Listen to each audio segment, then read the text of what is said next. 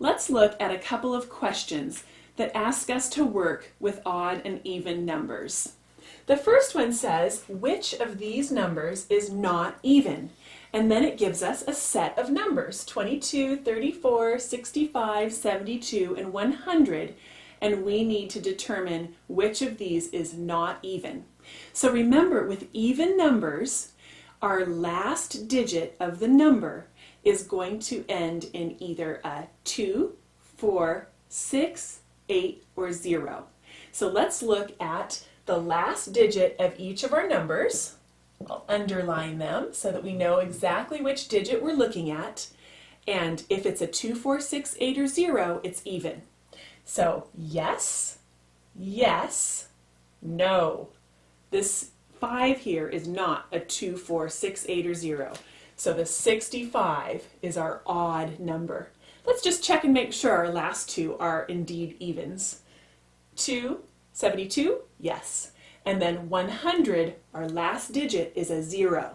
And so that fits with our evens of 2, 4, 6, 8, or 0.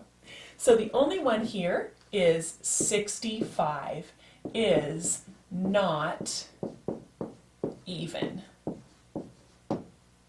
So that's the solution to our first problem or our first question. And let's look at the second one, which asks us about which one is not odd. Which of these numbers is not odd?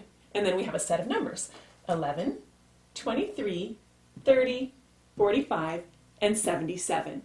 And so again, we are going to look at the last digit in our numbers, and I'll underline them here so that we're sure we're looking at the right digit.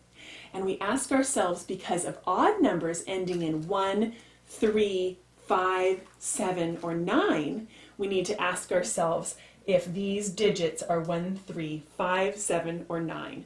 So 11, yes. 23, yes. 30, no, it's not ending in a 1, 3, 5, 7, or 9. 45, yes. And 77, yes, those end in odd numbers, but this 30 here is our one number that is not odd. So my answer would be 30 is not odd.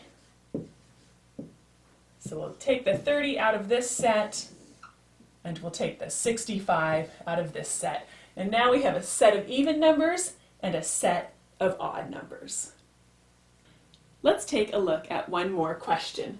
The product, so multiplication, the product of 23 times a number is odd.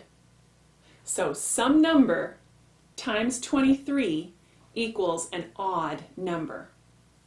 Is this number even or odd?